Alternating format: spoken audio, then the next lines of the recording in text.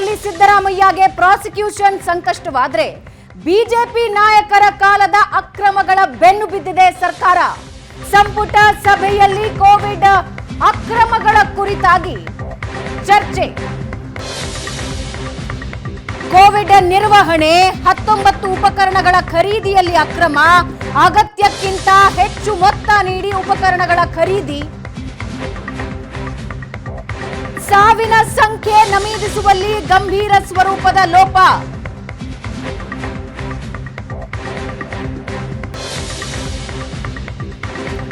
ಹೀಗೆ ಕೋವಿಡ್ ಸಮಯದಲ್ಲಿ ನಡೆದಿದೆ ಎನ್ನಲಾದ ಅಕ್ರಮದ ಕುರಿತಾಗಿ ಸಂಪುಟ ಸಭೆಯಲ್ಲಿ ಚರ್ಚೆ. ವಿಶ್ವ ಆರೋಗ್ಯ ಸಂಸ್ಥೆ ಸಲಹೆ ತಿರಸ್ಕರಿಸಿ ಮಾತ್ರೆಗಳ ಖರೀದಿ, ದುಬಾರಿ ಮೊತ್ತ ಕೊಟ್ಟು ಖಾಸಗಿ ಸಹಾಯವಾಣಿಯ ಬಳಕೆ, ಕೋವಿಡ್ ಅಕ್ರಮಗಳ ಬಗ್ಗೆ ನಿವೃತ್ತ ನ್ಯಾಯಮೂರ್ತಿಗಳ ವರದಿಯನ್ನ ನೀಡಲಾಗಿದೆ. ಮಧ್ಯಂತರ ವರದಿ ಇದು. ಆಯೋಗದ ವಿಚಾರಣೆ ವೇಳೆ ಯಾವ್ಯಾವ ಮಾಹಿತಿಗಳು ಸಿಕ್ಕಿದೆಯೋ ಆ ಮಾಹಿತಿಗಳನ್ನ ಆಧರಿಸಿ ಒಂದು ಮಧ್ಯಂತರ ವರದಿ ರೆಡಿ ಮಾಡಿದ್ದಾರೆ. ಅದನ್ನ ಸಂಪುಟದಲ್ಲಿ ಮಂಡಿಸೋರಿದ್ದಾರೆ ಸಿದ್ದರಾಮಯ್ಯ. ವರದಿಯಲ್ಲಿನ ಪ್ರಮುಖ ಶಿಫಾರಸುಗಳ ಬಗ್ಗೆ ಸಭೆಯಲ್ಲಿ ಚರ್ಚೆಯಾಗುತ್ತೆ. ಕಾನೂನಿನ ಸಾಧಕ ಬಾಧಕಗಳ ಕುರಿತು ಸಂಪುಟ ಸಭೆಯಲ್ಲಿ ಚರ್ಚೆಯಾಗುತ್ತೆ.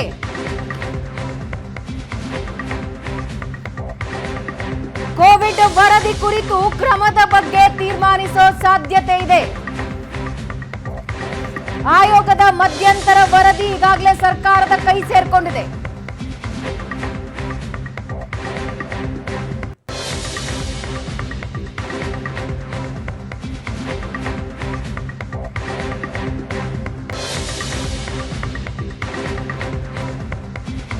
ಇದರ ಬಗ್ಗೆ ವಿಪಕ್ಷ ನಾಯಕರು ಹೇಳಿಕೆಗಳನ್ನ ಕೊಟ್ಟಿದ್ದಾರೆ. ಬಿಜೆಪಿ ನಾಯಕರು, ಕುಮಾರಸ್ವಾಮಿ ಎಲ್ಲರೂ ಮಾತಾಡಿದ್ದಾರೆ. ಏನ್ ಹೇಳಿದ್ದಾರೆ ಕೇಳಿಸ್ಕೊಳ್ಳಿ. ಸರ್, ನಾಳೆ ಸಚಿವ ಸಂಪುಟ ಸಭೆ ಇದೆ. ಅದರಲ್ಲಿ ಕೋವಿಡ್ ಸ್ಕ್ಯಾಮ್ ಎತ್ಕೊಳ್ಳುವಂತ ಕ್ರಿಮಿನಲ್ ಬಿಜೆಪಿ ನಾಯಕರ ವಿರುದ್ಧ ಕ್ರಿಮಿನಲ್ ಮೊಕದ್ದಮೆ ದಾಖಲಿಸಬೇಕು ಅನ್ನೋ ತೀರ್ಮಾನ ಅರ್ಥ ಇಲ್ಲ. ಇವರು ಯಾವುದೇ ತೀರ್ಮಾನ ಸರ್ಕಾರ ತಗೊಳ್ಳಕ್ಕೆ ಅವರು ಸರ್ವ ಸ್ವತಂತ್ರರಿದ್ದಾರೆ. ಏನು ಬೇಕಾದ್ರೂ ತೀರ್ಮಾನ ತಗೊಳ್ಳಿ. ಅದು ಕಾನೂನು ಚೌಕಟ್ಟಲ್ಲಿ ಏನು ಬೇಕೋ ಅದನ್ನು ಎದುರಿಸೋಣ. ಈಗ ಕೋವಿಡ್ ರಿಪೋರ್ಟ್ನ ಬಗ್ಗೆ ಏನು ರಿಪೋರ್ಟ್ ಏನಿದೆ ಅಂತ ಯಾರಿಗೂ ಗೊತ್ತಿಲ್ಲ. ಇವತ್ತು ಕ್ಯಾಬಿನೆಟ್ನಲ್ಲಿಟ್ಟು ಅದನ್ನು ಅಕ್ಸೆಪ್ಟ್ ಮಾಡ್ಕೊಳ್ತಕ್ಕಂಥದ್ದು ಅಂತಕ್ಕಂಥ ಮಾಹಿತಿ ಮಾಧ್ಯಮದಲ್ಲಿ ನೋಡಿದ್ದೇನೆ. ಸಚಿವ ಸಂಪುಟದಲ್ಲಿ ಒಪ್ಪಿಗೆ ತಗೊಳ್ಳಿ, ಆಮೇಲೆ ಚರ್ಚೆ ಮಾಡೋಣ. ಇದಕ್ಕನ್ನ ತೆಗಿಲಿಕ್ಕೆ ಹೊರಟಿದ್ದಾರಲ್ಲ, ಕೆಂಪಣ್ಣ ಆಗೋದು ರೀಡು, ಅದೆಲ್ಲಿ ಇಟ್ಕೊಂಡಿದ್ದೀರಿ? ಅದು ಕ್ಯಾಬಿನೆಟ್ನಲ್ಲಿ ಅಪ್ರೂವಲ್ ತಗೋಬೋದಲ್ವಾ?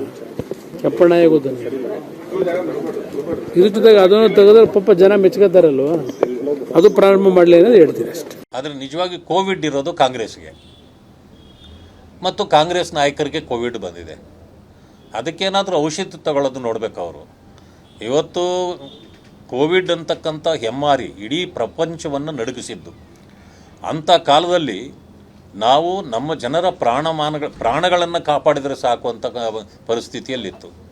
ಇದಕ್ಕೆ ಆವತ್ತಿನ ಸಚಿವರಾಗಿರ್ತಕ್ಕಂಥ ಸುಧಾಕರ್ ಅವರು ಎಲ್ಲವನ್ನೂ ಬಿಟ್ಟು ಆವತ್ತು ಕೆಲಸ ಮಾಡಿದ್ದಾರೆ.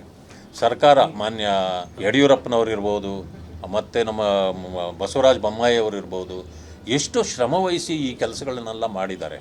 ಇದನ್ನು ಅಪ್ರಿಷಿಯೇಟ್ ಮಾಡಬೇಕಾಗಿತ್ತು ಅವರು. ಅದನ್ನು ಬಿಟ್ಬಿಟ್ಟು ಏನೋ BJPನವರು ನಮ್ಮ ಮೇಲೆ ಅಪಾದನೆ ಕೆಲವನ್ನು ಮಾಡಿಬಿಟ್ಟಿದ್ದಾರೆ, ಈಗ ನಾವು ಸಿಕ್ಕಾಕೊಂಬಿಟ್ಟಿದ್ದೀವಿ, ಹೆಂಗಾದರೂ ನಾವು ಅವರನ್ನೂ ಸಿಕ್ಕಾಕಿಸ್ಬೇಕು ಅನ್ನೋ ಒಂದು ಇದು ಏನಂತಂದರೆ ಮುಯ್ಯಿಗೆ ಮುಯ್ಯಿ ಅನ್ನೋ ರೀತಿಯಲ್ಲಿ ಇವರು ಕೆಲಸ ಮಾಡ್ತಿದ್ದಾರೆ ಹೊರತು ಜನರ ಸಮಸ್ಯೆಗಳನ್ನು ಅರ್ಥ ಇವತ್ತು ಏನೂ ಮಾಡ್ತಿಲ್ಲ. ಇವರು ಬರೀ ಹಗೆತನಗಳನ್ನು ತೀರಿಸ್ಕೊಳ್ಳೋದರಲ್ಲಿ ಎಷ್ಟು ದಿನ ಕಳೆಯೋಕ್ಕಾಗತ್ತೆ?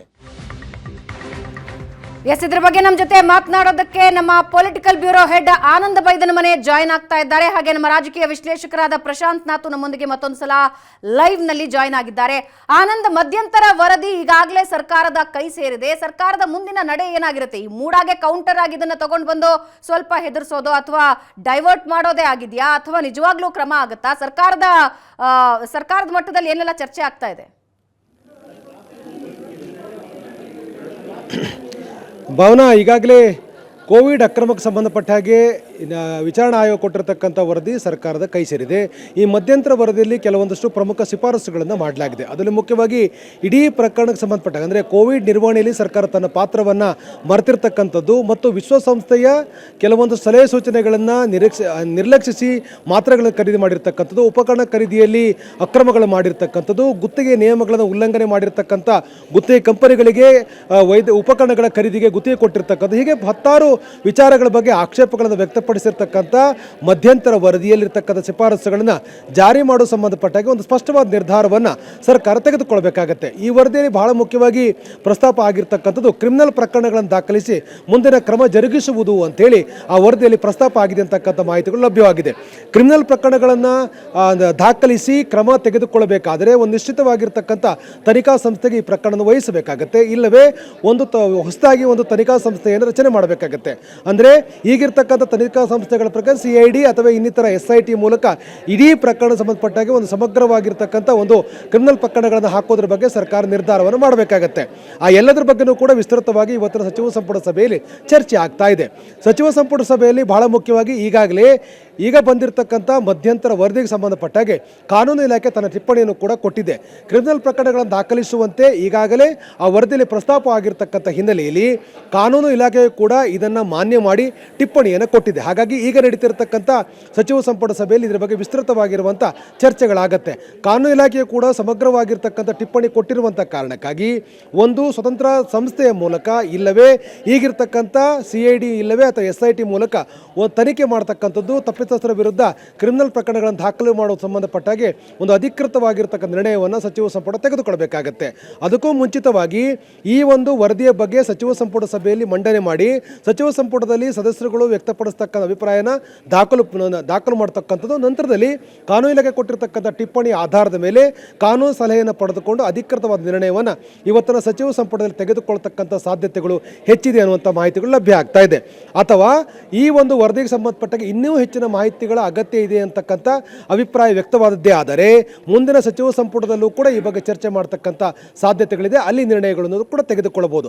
ಆದರೆ ಈಗ ಲಭ್ಯ ಇರತಕ್ಕಂಥ ಮಾಹಿತಿಯ ಪ್ರಕಾರ ಈಗಾಗಲೇ ಈ ಮಧ್ಯಂತರ ವರದಿ ಬಗ್ಗೆ ಕಾನೂನು ಇಲಾಖೆ ಟಿಪ್ಪಣಿ ಕೊಟ್ಟಿರ್ತಕ್ಕಂಥ ಹಿನ್ನೆಲೆಯಲ್ಲಿ ಶಿಫಾರಸುಗಳನ್ನು ಜಾರಿ ಮಾಡಲಿಕ್ಕೆ ಒಂದು ಪಾಸಿಟಿವ್ ಒಪಿನಿಯನ್ ಕೊಟ್ಟಿರುವಂಥ ಹಿನ್ನೆಲೆಯಲ್ಲಿ ಇವತ್ತು ಸಚಿವ ಸಂಪುಟ ಸಭೆಯಲ್ಲಿ ಒಂದು ನಿರ್ಣಾಯಕವಾದ ನಿರ್ಣಯವನ್ನು ತೆಗೆದುಕೊಳ್ಳಲಾಗುತ್ತೆ ಮತ್ತು ಈ ಒಂದು ಅಕ್ರಮದಲ್ಲಿ ಭಾಗಿಯಾಗಿದ್ದಾರೆ ಎನ್ನಲಾದಂಥ ಕೆಲವು ವ್ಯಕ್ತಿಗಳ ಮೇಲೆ, ಹಿಂದಿನ ಸಚಿವರುಗಳ ಮೇಲೆ ಕ್ರಮಕ್ಕೆ ಸರ್ಕಾರ ಒಂದು ನಿರ್ಣಯವನ್ನು ತೆಗೆದುಕೊಳ್ಳುತ್ತೆ ಅನ್ನುವಂಥ ಮಾಹಿತಿಗಳು ಕೂಡ ಇದೆ.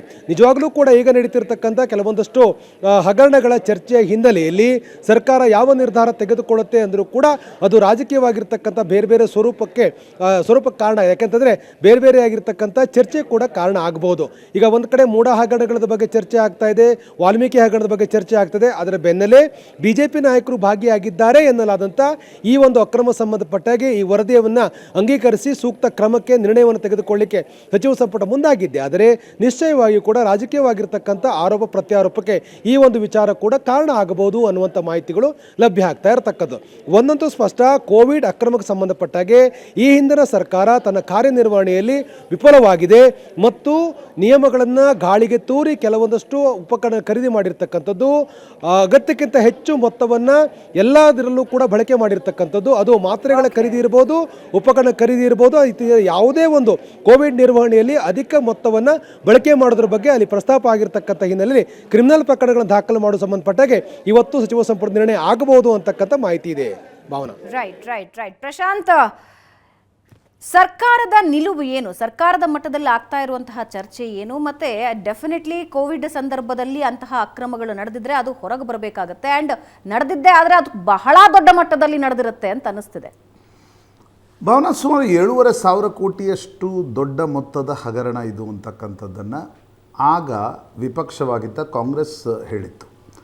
ಪಬ್ಲಿಕ್ ಅಕೌಂಟ್ಸ್ ಕಮಿಟಿ ಇದರ ಬಗ್ಗೆ ಒಂದು ತನಿಖೆಯನ್ನು ನಡೆಸಿತು. ಆಗ ರಾಮಲಿಂಗಾರೆಡ್ಡಿ ಆ ಪಬ್ಲಿಕ್ ಅಕೌಂಟ್ಸ್ ಕಮಿಟಿಯ ಅಧ್ಯಕ್ಷರಾಗಿದ್ದರು. ಪಬ್ಲಿಕ್ ಅಕೌಂಟ್ಸ್ ಕಮಿಟಿ ವಿಧಾನಮಂಡಲಕ್ಕೆ ಕೊಟ್ಟಿರ್ತಕ್ಕಂಥ ಒಂದು ವರದಿಯ ಆಧಾರದ ಮೇಲೆ ಕಾಂಗ್ರೆಸ್ ಅಧಿಕಾರಕ್ಕೆ ಬಂದ ಮೇಲೆ ಇದನ್ನು ತನಿಖೆಗೆ ಒಂದು ಸಮಿತಿಯನ್ನು ರಚಿಸಲಾಯಿತು. ನಿವೃತ್ತ ನ್ಯಾಯಮೂರ್ತಿಗಳ ನೇತೃತ್ವದ ಸಮಿತಿ ಅದು ಆ ಶಿಫಾರಸನ್ನು ಕೊಟ್ಟಿದೆ. ಅದನ್ನು ಇವತ್ತು ಕ್ಯಾಬಿನೆಟ್ ಅಂಗೀಕಾರ ಮಾಡುತ್ತೆ. ಹೀಗಾಗಿ ಅದನ್ನು ಕ್ರಿಮಿನಲ್ ಪ್ರಕರಣಗಳನ್ನು ದಾಖಲಿಸಬೇಕು. ಆಗ ಸಚಿವರಾಗಿದ್ದವರು ಯಾರು? ಡಾಕ್ಟರ್ ಸುಧಾಕರ್ ಸಚಿವರಾಗಿದ್ದರು, ಈಗ ಅವರು ಸಂಸದರಾಗಿದ್ದಾರೆ. ಹೀಗಾಗಿ ಅವ್ರ ಮೇಲೆ ಕ್ರಿಮಿನಲ್ ಪ್ರಕರಣಗಳನ್ನು ದಾಖಲಿಸಬೇಕು. ಯಾರ್ಯಾರು ಅಧಿಕಾರಿಗಳು ಅದರಲ್ಲಿ ಶಾಮೀಲಾಗಿದ್ದರು ಅಂತಕ್ಕಂಥದ್ರ ಬಗ್ಗೆ ಏನು ಫೈಂಡಿಂಗ್ಸ್ ಇದೆ, ಯಾಕಂದರೆ ವರದಿ ಇನ್ನೂ ಯಾರ ಕೈ ಕೂಡ ಸೇರಿಲ್ಲ, ಬರೀ ಕ್ಯಾಬಿನೆಟ್ ಅವಗಾಹನೆಗೆ ಬಿಟ್ಟರೆ ಅದು ಹೊರಗಡೆ ಬಂದಿಲ್ಲ. ಹೊರಗಡೆ ಬಂದಾಗ ಸ್ಪಷ್ಟವಾಗ್ಬೋದು ಯಾರ್ಯಾರ್ದು ಪಾತ್ರ ಇದೆ, ಏನೇನಾಗಿತ್ತು ಅಂತಕ್ಕಂಥದ್ದು. ನೋಡಿ, ತನಿಖೆ ಯಾವುದೇ ರೀತಿಯಾಗಿರ್ತಕ್ಕಂಥ ಭ್ರಷ್ಟಾಚಾರದ ಪ್ರಕರಣಗಳಲ್ಲಿ ತನಿಖೆ ಆಗಬೇಕು ಅಂತಕ್ಕಂಥದ್ರಲ್ಲಿ ಎರಡು ಮಾತಿಲ್ಲ. ವರದಿ ಕೈ ಮುಂದೆ ಇದ್ದಾಗ ಸರ್ಕಾರ ಅದರ ಬಗ್ಗೆ ತನಿಖೆ ಮಾಡಲಿ. ಕೋವಿಡ್ ಅಂದರೆ ಲಾಜಿಕ್ ನೋಡಿ, ಕೋವಿಡ್ ಪ್ರಕರಣದ ಒಟ್ಟಾರೆ ವರದಿಯ ನಂತರ ನಾವು ಸಚಿವರ ವಿರುದ್ಧ ತನಿಖೆಯನ್ನು ಮಾಡಿಸ್ತೀವಿ ಅಂತಕ್ಕಂಥದ್ದನ್ನೇನು ಸರ್ಕಾರದ ಕಡೆಯಿಂದ ಹೇಳಲಾಗ್ತಾ ಇದೆ. ನಿಮ್ಮದೇ ಸರ್ಕಾರದ ಅವಧಿಯಲ್ಲಿ ವಾಲ್ಮೀಕಿ ಹಗರಣ ನಡೀತು. ಪೊಲೀಸರ ಚಾರ್ಜ್ ಶೀಟ್ನಲ್ಲಿ ನೀವು ಸಚಿವರ ಉಲ್ಲೇಖವನ್ನು ಕೂಡ ಮಾಡಲಿಲ್ಲ. ಇಡಿ ಬರುವವರೆಗೆ ನಾಗೇಂದ್ರರ ವಿಚಾರಣೆಯನ್ನು ಕೂಡ ಮಾಡಲಿಕ್ಕೆ ಸರ್ಕಾರ ಒಪ್ಪಲಿಲ್ಲ. SIT ತಯಾರು ಕೂಡ ಆಗಲಿಲ್ಲ. ಇಡಿ ಬರುತ್ತೆ ಅಂದಾಗ ಹಿಂದಿನ ದಿನ ಒಂದು ನೋಟಿಸನ್ನು ನಾಗೇಂದ್ರರಿಗೆ ಕೊಡ್ತು. ನಂತರ ದದ್ದಲ್ರನ್ನು ಕೂಡ ವಿಚಾರಣೆಗೊಳಪಡಿಸಲಿಕ್ಕೆ SIT ತಯಾರಿರಲಿಲ್ಲ. ಮೂಡಾ ಪ್ರಕರಣದಲ್ಲೇ ನೋಡಿ, ಮೂಡಾ ಪ್ರಕರಣದಲ್ಲಿ ಎಲ್ಲವೂ ಕಣ್ಣ ಮುಂದೆ ಇರತಕ್ಕಂಥ ಸಂದರ್ಭದಲ್ಲಿ ತನಿಖೆಯನ್ನು ಹೇಗೆ ನಡೆಸಬಾರ್ದು, ಯಾಕೆ ನಡೆಸಬಾರ್ದು ಅನ್ನೋದರ ಬಗ್ಗೆ ಸರ್ಕಾರದ ಗಮನ ಜಾಸ್ತಿ ಕೇಂದ್ರೀಕೃತವಾಗಿತ್ತು. ಮೊದಲು ಹೇಳ್ತು ಇಲ್ಲ IAS ಅಧಿಕಾರಿಗಳ ಸಮಿತಿ ರಚಿಸ್ತೀವಿ, ನಂತರ ವಿಧಾನಸಭೆಯ ಅಧಿವೇಶನ ಶುರು ಆಗೋದಕ್ಕಿಂತ ಹಿಂದಿನ ದಿನ ಇಲ್ಲ ನಾವು ನಿವೃತ್ತ ನ್ಯಾಯಮೂರ್ತಿಗಳ ಸಮಿತಿಯನ್ನು ರಚಿಸ್ತೀವಿ. ಇದೆಲ್ಲ ಆಗಿ ಒಂದು ತಿಂಗಳಾದಮೇಲೆ ಮೂಡಾದ ಕಮಿಷನರನ್ನು ಈಗ ಸಸ್ಪೆಂಡ್ ಮಾಡ್ತಕ್ಕಂಥ ಕ್ರಮವನ್ನು ಸರ್ಕಾರ ತೆಗೆದುಕೊಳ್ತಾ ಇದೆ. This dual standard will not work. ನಿಮಗೆ BJP ಸರ್ಕಾರದ ಅವಧಿಯಲ್ಲಿ ನಡೆದಿರ್ತಕ್ಕಂಥ ಭ್ರಷ್ಟಾಚಾರ ಹಗರಣಗಳು ಎಲ್ಲವನ್ನ ತನಿಖೆಗೊಳಪಡಿಸಿ, ಯಾರ್ಯಾರು ತಪ್ಪು ಮಾಡಿದ್ದಾರೆ ಅವರನ್ನು ಶಿಕ್ಷಿಸಿ. ಆದರೆ ನಿಮ್ಮ ಸರ್ಕಾರದ ಅವಧಿಯಲ್ಲಿ ನಡೆದಿರ್ತಕ್ಕಂಥ ಅಕ್ರಮಗಳ ಬಗ್ಗೆ, ಹಗರಣಗಳ ಬಗ್ಗೆ ಏನು ಪಬ್ಲಿಕ್ಲಿ ಪ್ರಸ್ತಾಪ ಆಗ್ತಾ ಇದೆ, ಯಾವುದೂ ಹಗರಣ ನಡೆದಿಲ್ಲ. SIT ಮಂತ್ರಿಗಳನ್ನು ವಿಚಾರಣೆಗೊಳಪಡಿಸಿಲ್ಲ. ಮಂತ್ರಿಗೇನೂ ಸಂಬಂಧ ಇಲ್ಲ. 87 ಕೋಟಿ ರೂಪಾಯಿಯಷ್ಟು ಹಣ ಅಕ್ರಮವಾಗಿ ಗೊತ್ತಿಲ್ಲದೆ ವರ್ಗಾವಣೆಯಾಗಿದೆ ಅನ್ನೋದನ್ನು ಮುಖ್ಯಮಂತ್ರಿಗಳು ಸ್ವತಃ ವಿಧಾನಸಭೆಯಲ್ಲಿ ಹೇಳಿದರೂ ಕೂಡ ಅದಕ್ಕೂ ಮಂತ್ರಿಗಳಿಗೆ ಯಾವುದೇ ಸಂಬಂಧ ಇಲ್ಲ, ಅದು ಅಧಿಕಾರಿಗಳ ನಡೆಸಿದ್ದು. ಅದೇ ಲಾಜಿಕ್ಕನ್ನು ತೆಗೆದುಕೊಂಡ್ರೆ ನೀವು ಈ ಕೋವಿಡ್ನ ಸಂದರ್ಭದಲ್ಲಿ ಹಾಗಿದ್ರೆ ಹಿಂದಿನ ಸಚಿವರ ಮೇಲೆ ಹೇಗೆ ನೀವು ಕ್ರಮಗಳನ್ನು ತೆಗೆದುಕೊಳ್ತೀರಿ? ತಗೊಳ್ಳಿ, ಯಾರ್ಯಾರು ತಪ್ಪು ಮಾಡಿದ್ದಾರೆ ಅವ್ರ ಮೇಲೆ ಕ್ರಮ ತೆಗೆದುಕೊಳ್ಳಿ. That is not the problem. ಆದರೆ ಡ್ಯುಯಲ್ ಸ್ಟ್ಯಾಂಡರ್ಡ್ ಏನಿದೆ ಇದು ಯಾವುದೇ ಸರ್ಕಾರಕ್ಕೂ ಕೂಡ ಒಳ್ಳೆಯದಲ್ಲ.